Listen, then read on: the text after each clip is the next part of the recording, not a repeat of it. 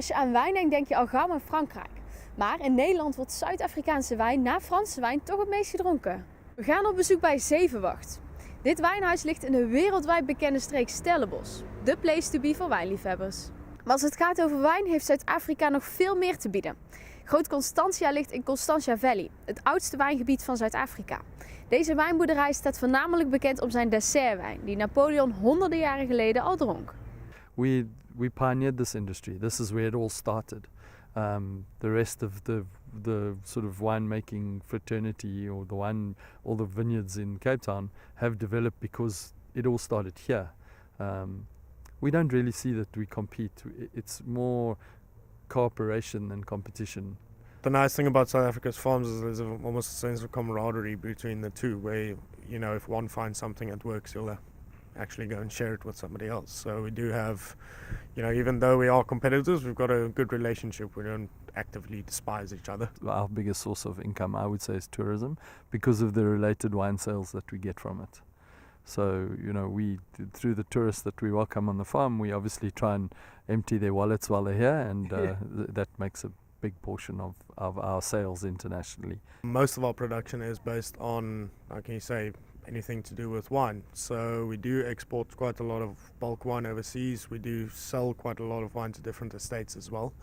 But our main source of income is the farm's wine itself. We get close to 450,000 tourists through the gate at Groot Constantia every year, and that obviously related to wine sales is important to us and a big number because of the fact that we have no cost to get the wine to market. It comes out the cellar and comes down to the tasting room and leaves in the tourist's hands. So as long as the vines are producing the kind of fruit they're producing, and our winemakers are making the kind of wines they're making, selling it is easy. Maar er zijn meerdere omstandigheden die de wijn beïnvloeden. Het klimaat bijvoorbeeld. De verschillende seizoenen veranderen de smaak van de wijn. In the summer, if you're stuck with 40 degrees Celsius heat for about 2 weeks in a row, it does tend to have an influence on your grapes. And the warmer the climate is, the more fruitier side comes out in the wines. So we do tend to be, if you're looking for, like you say, fruitier styled wines, then we're the ones to go for. Years where we get more water, it affects the taste of the wine in terms of intensity, in terms of flavor. And then drier years we get more intense fruit, we get better bunches. Vines seem to like a little bit of stress. So, you give them a bit of stress, they push all their effort into the bunches and we get more concentrated fruit. Depending on what you get, it's all, for us, we definitely need a very cold winter. We need like you say, not an overly hot summer. We don't want people roasting, but, just enough so you can actually get your grapes to full ripeness. The nice thing about winemaking, though, is it doesn't have that big of an influence on the soil type, because it's something that you only have one harvest a year, so you don't really you don't overwork the soil. De bodem blijft dus redelijk intact. Maar om schadelijke bacteriën te doden worden er wel bestrijdingsmiddelen gebruikt. Niet alles gaat dus op een natuurlijke manier.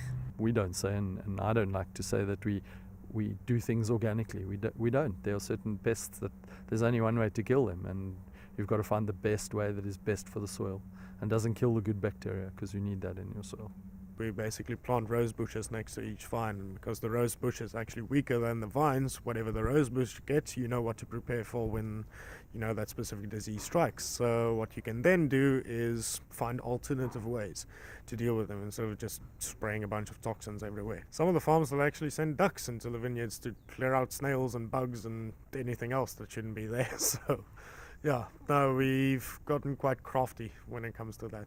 Sure, I think we're pretty close to doing it as best as possible, with a sort of mix of organic pesticides and then nature, bringing in the lady beetles, the wasps, the birds of prey, the owl box project. It's just staying away from serious poisons. That's not what we want to use.